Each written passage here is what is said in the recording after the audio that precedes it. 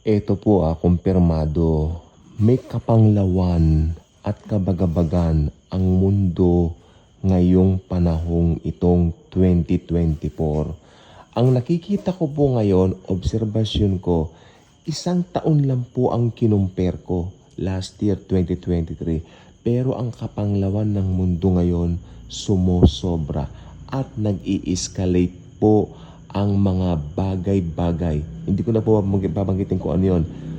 Tignan na lang po ninyo, itingin na lang po ninyo ang inyong mga mata sa paligid po natin. Obserbahan nyo, pagbabago ng diwa ng tao, pagbabago ng isip ng mga tao, interest ng mga tao. Walang hilig sa Diyos.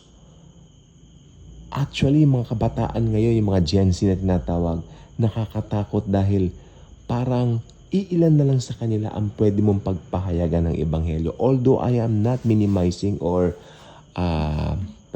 limiting the capability of the Word of God itself, the Gospel itself.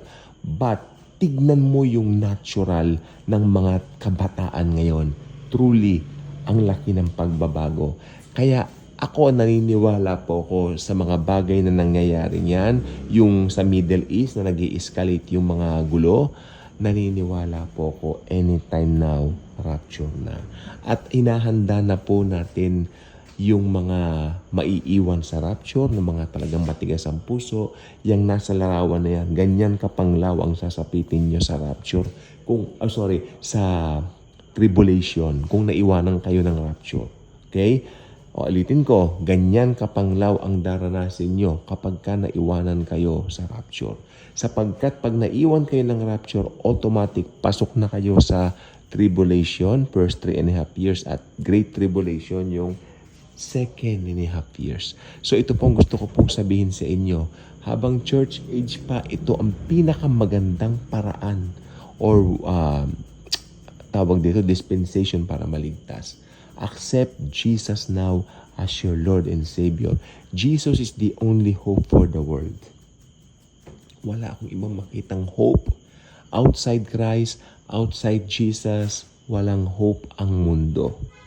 Hindi mo pang mapangahawakan ng mga salapi mo, ang mga pera mo, ang mga binibili mo sa mga online shopping na mga mamahaling mga gamit, tapos papakita mo, i-display mo pa sa bahay mo, pinagmamalaki mo, okay, fine, you have the money to get it.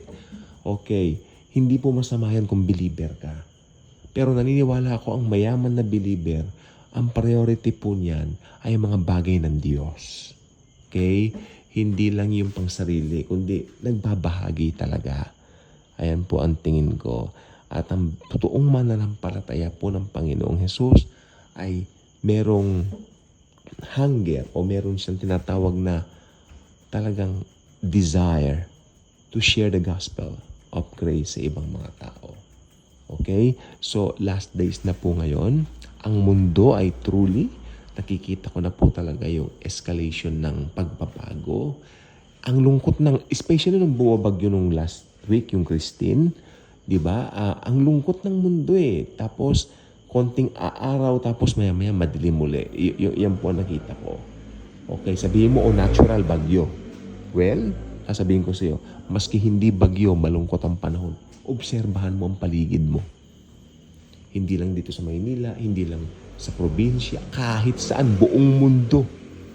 Buong mundo. Yung mga taga-Amerika ang sabi, parang nag-iiba ang panahon. Amerika na yan, New York yan Pero sabi nila, parang nag-iiba ang panahon, nag-iiba ang mundo. Well, hindi lang po parang nag-iiba na nga po talaga. So yan ang pong gusto kong i-share po sa inyong gabing ito. Nagbabago ng mundo, anytime, rapture na. If you are a believer, have this excitement in your heart that anytime we will meet Jesus for the very first time in the rapture. God bless.